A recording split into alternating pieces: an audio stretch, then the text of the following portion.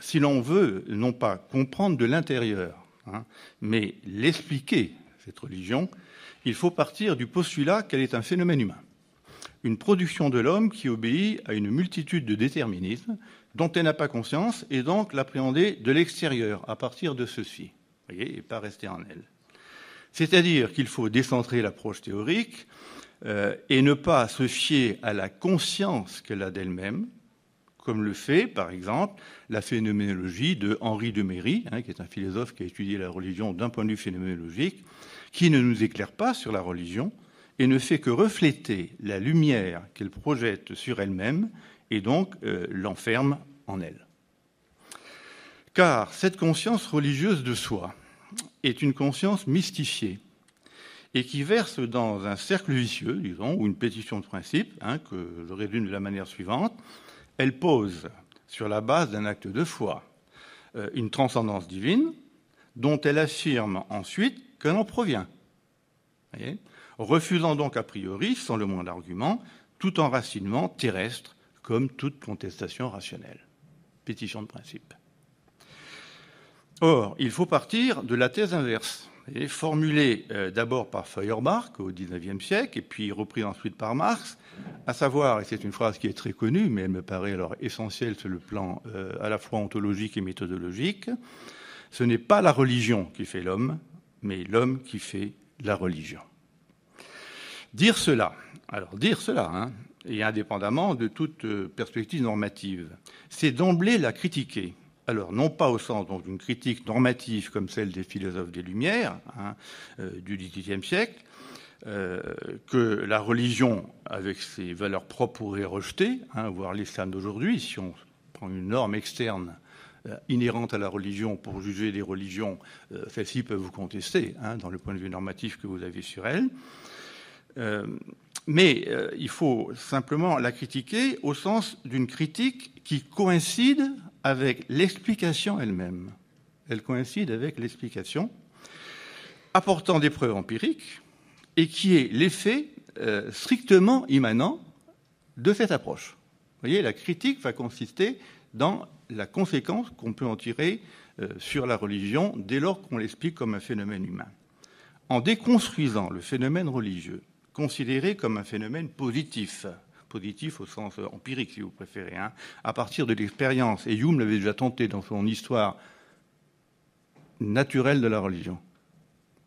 Bon, la religion se présente comme un phénomène surnaturel. Voyez, bon.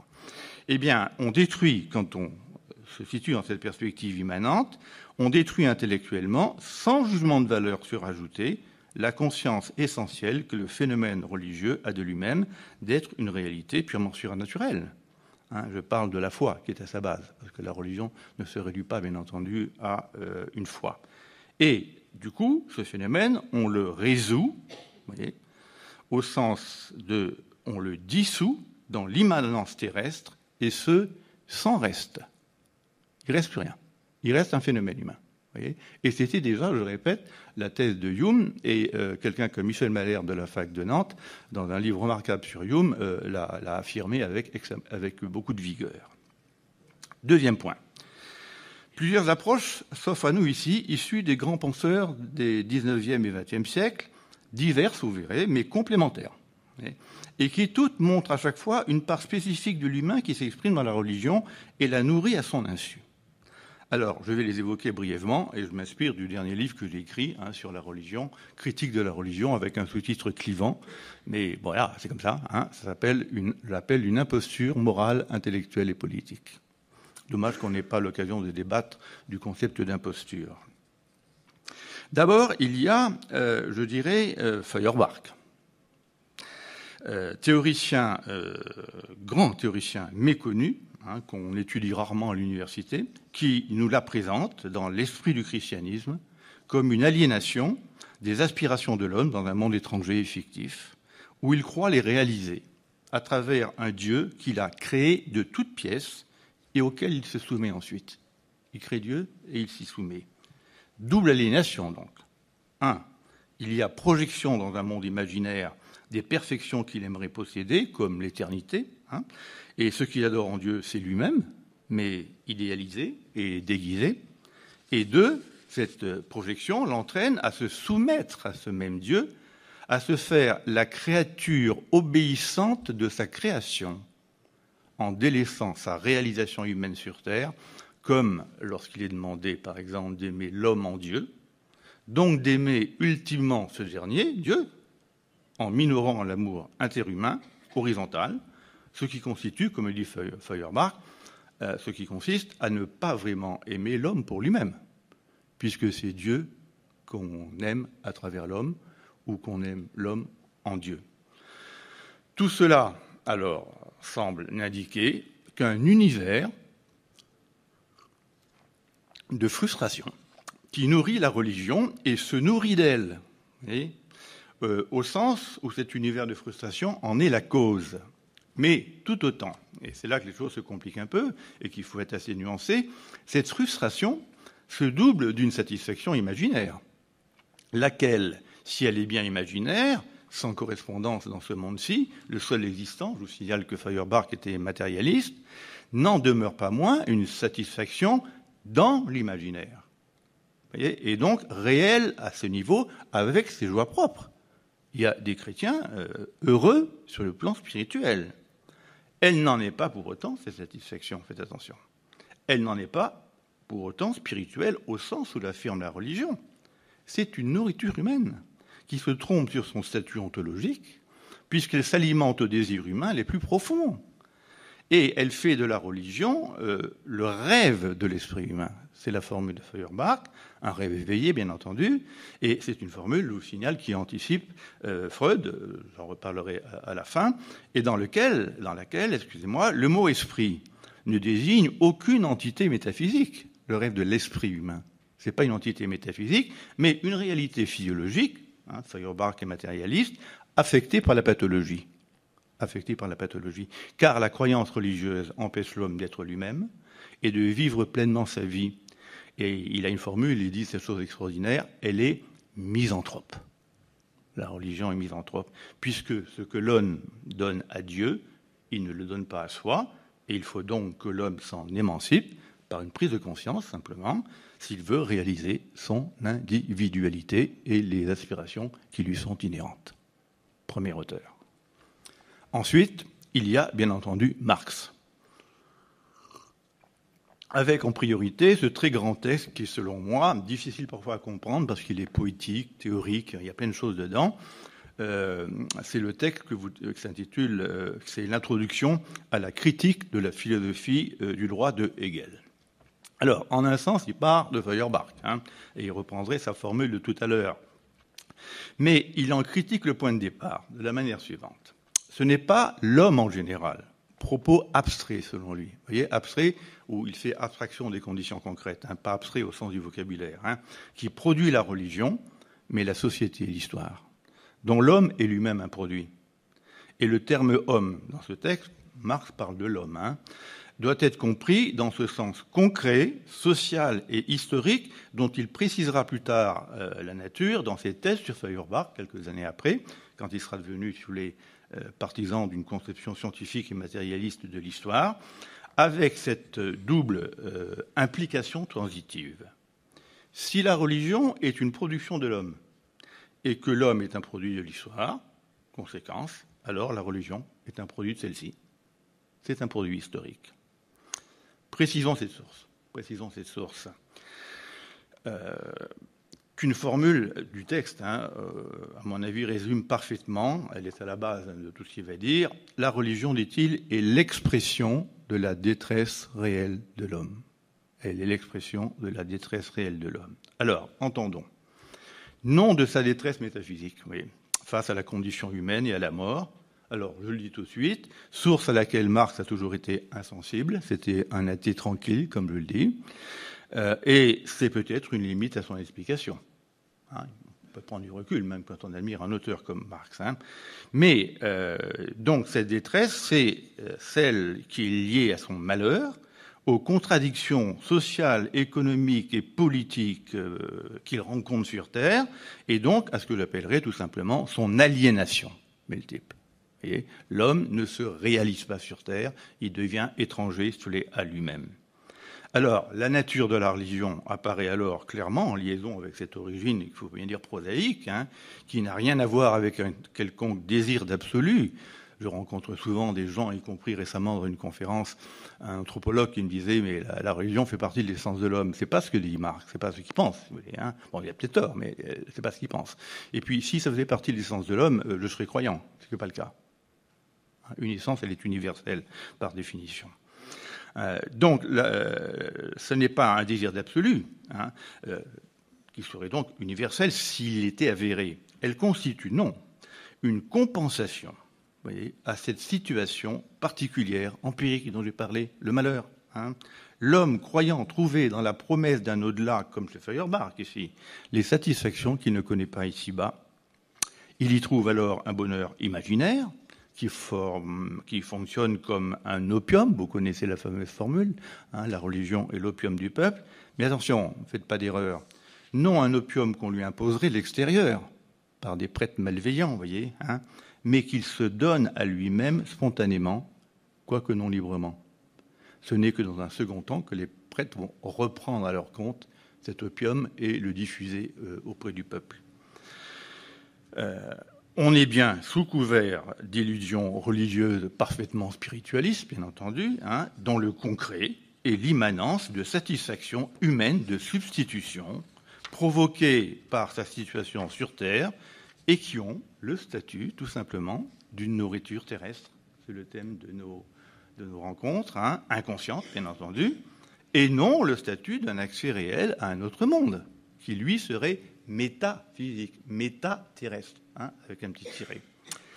Alors, il est vrai, si on ne veut pas être unilatéral, que Marx est encore plus subtil que ce que je viens de dire. Il ajoute que c'est aussi une protestation contre cette détresse. Rêver d'un Dieu justicier, par exemple, c'est bien involontairement, je dirais, et à son insu, condamner les injustices de ce monde, qui sont à la source de ce rêve. C'est parce que le monde est injuste que nous rêvons à un univers de justice. Mais, vous voyez, et c'est là que l'on retrouve le jeu avec la notion d'imaginaire, cette protestation se fait dans l'imaginaire. Et elle est donc elle-même, ici, imaginaire, au sens d'irréel. Vous voyez, ce n'est pas une satisfaction simplement dans, c'est une satisfaction imaginaire et donc irréelle. Plus, je dirais qu'elle nous détourne par les satisfactions apparentes qu'elle nous donne, de combattre l'aliénation terrestre et d'y mettre fin. Vous voyez, la religion n'est donc pas seulement un effet de l'aliénation, mais aussi une cause de celle-ci par les effets idéologiques de résignation qu'elle engendre, ce que toute histoire humaine confirme jusqu'à aujourd'hui, hélas. Vous voyez ce qui se passe aujourd'hui au Moyen-Orient. On ne peut pas, je vous le dis parce que j'ai étudié la chose de près, j'ai lu le Coran récemment, on ne peut pas séparer facilement, comme on le prétend, l'islamisme radical et l'islam tout court. L'islamisme radical peut s'autoriser après coup, dans des conditions politiques données, d'un certain nombre de thèses que vous trouvez noir sur blanc dans le Coran, et ayant lu pas Medef, excusez-moi, c'est un mauvais lapsus, Medeb, qui est un grand théoricien de l'islam, un grand bonhomme qui est décédé au mois de novembre, là, au moment où je devais passer à France Culture, et j'ai dû passer à France Culture 15 jours plus tard, mais c'est pas un problème, j'aurais préféré qui ne meurt pas, bien entendu. Eh bien, lisant Face à l'islam, livre de 2004, réédité textuel ces temps-ci, vous trouverez chez Medeb la thèse qu'il y a de facto une haine et une violence meurtrière dans le Coran. Il n'y a pas que ça. Vous voyez, il n'y a pas que ça. Il y a des contradictions, il y a des ambiguïtés. Et par conséquent, le Coran n'est pas seulement l'expression du malheur de ces peuples dominés, il contribue aussi à leur domination. Stendhal n'a-t-il pas dit, vous trouverez ça dans le Rouge et le Noir, que l'idée de Dieu est l'idée la plus utile aux tyrans. Conséquence implacable. Si l'homme veut goûter aux nourritures terrestres, voyez, ou comme le dit Marx dans ce texte avec ses formules poétiques, se débarrasser des chaînes. Vous voyez, des chaînes qui l'en empêchent et qui en font un être aliéné, ne pouvant se réaliser concrètement. Et s'il veut, comme le dit encore une fois magnifiquement le texte, cueillir les fleurs vivantes, vous voyez, se débarrasser des chaînes et cueillir les fleurs vivantes, il faut qu'il se débarrasse des fantasmes de la spiritualité religieuse. Bon. Deuxième angle d'attaque. Troisième, c'est directement cette ligne d'analyse critique qu'on trouve chez Nietzsche. Voyez, alors ça, c'est étonnant, car elle se déploie à l'aune de la revendication d'une vie pleine, sensible, épanouie sur tous les plans. C'est pourquoi il n'est pas incongru, que ça pourrait vous étonner, de les rapprocher malgré tout ce qui les oppose radicalement sur le plan politique. Et j'ai d'ailleurs fait une thèse, moi qui suis marxiste, je l'avoue, et matérialiste, mais qu'ancien, si vous voyez, j'ai fait une thèse sur Nietzsche, parce qu'il y a un fond de pensée matérialiste chez Nietzsche qui est incontestable, si vous voulez. Pour Nietzsche, si vous voulez, toutes les productions culturelles, quelles qu'elles soient, viennent de la vie, hors de toute transcendance, donc, et selon des modalités différentes de cette vie. Il y a différentes modalités de la vie. C'est lui qui a dit que Dieu est mort, il était donc rigoureusement athée, pas agnostique, mais athée, et c'est pourquoi il faut y voir, contre la doxa dominante, y compris la doxa dominante que je trouve dans des livres sur Nietzsche là, qui sont exposés là-bas, c'était un penseur matérialiste. C'était un penseur, mais c'est un certain type de matérialisme. Bon. Du coup, si l'on accepte d'autres facteurs explicatifs plus classiques, sa conception de la religion, associée à celle de la morale, en fait l'expression d'une vie faible. Alors, on laissera de côté la manière dont il distribue entre les hommes la différence entre vie faible et vie forte, pour ne retenir que l'idée que la foi religieuse n'est que l'effet de cette faiblesse et que, plus généralement, seul l'homme faible, en général, a besoin de croire. Et donc aussi de croire en un Dieu, mais de croire en général, vous voyez. Alors c'est déjà une explication critique théorique qui fait de cette foi une illusion. Mais plus profondément chez lui, il y a une critique, cette fois-ci normative, directe, éthique en l'occurrence, de la religion comme puissance anti-vie, vous voyez. Comme la morale qu'elle inspire, et au nom d'un arrière-monde idéal mais fictif, elle dévalorise ce monde-ci, elle constitue une anti-nature, vous voyez. Elle dénigre le corps et ses satisfactions propres. Elle introduit arbitrairement la notion de péché, celle de culpabilité, en les faisant passer pour des vertus. Et en réalité, la vision religieuse n'est qu'une manière pour la vie faible, dans cette perspective, de satisfaire sa volonté de puissance propre. Parce qu'il y a une volonté de puissance des faibles contre celle des forts. Vous voyez, satisfaction qui n'a rien à voir avec une quelconque volonté morale issue d'un pur esprit, lequel, dit-il, n'est que pure sottise. Le pur esprit n'est que pure sottise. Là donc où la conscience religieuse croit vivre une réalité spirituelle et désincarnée, éloignée de toute détermination terrestre, il n'y a donc que la manifestation empirique de la volonté de puissance des faibles qui ne s'avoue pas et nie son statut humain, trop humain. Et bien entendu, cette religion qui se nourrit de la faiblesse va nourrir cette faiblesse. Et je termine par le dernier auteur qui me paraît également important et qui est complémentaire, convergent, tout en apportant un apport spécifique, c'est Freud, dont le mérite est de porter sur l'homme comme Marx, un regard de type scientifique, et en sachant que pourtant, Freud est d'abord un spécialiste de la vie individuelle, mais il a extrapolé, vous voyez, ses découvertes sur l'inconscient psychique aux phénomènes culturels en général, et donc, si vous voulez, à la religion. Et je dirais que pour Freud, la religion va bien entendu s'enraciner dans cet inconscient psychique, dont il a découvert la présence en nous en tant qu'individu, et dans le rôle décisif de l'enfance dans la vie adulte, qu'elle soit individuelle ou collective. C'est une explication éclairante. D'une part, la religion relève aussi de la catégorie d'illusion, mais distinguée de celle d'erreur. Je ne peux pas développer malheureusement, mais c'est une illusion au sens psychologique du terme. Elle consiste en une représentation imaginaire du monde dans laquelle nous croyons pouvoir réaliser des désirs insatisfaits, comme ceux de bonheur, d'immortalité, de justice, de paix, etc. Prenez toute la thématique religieuse, elle renvoie à cela. Et d'autre part, elle consiste en une fixation sur l'enfance et ses modèles parentaux qu'elle n'a pas été capable de dépasser. C'est ainsi que l'idée de Dieu est l'image sublimée du père idéal de l'enfance qui s'ignore comme tel.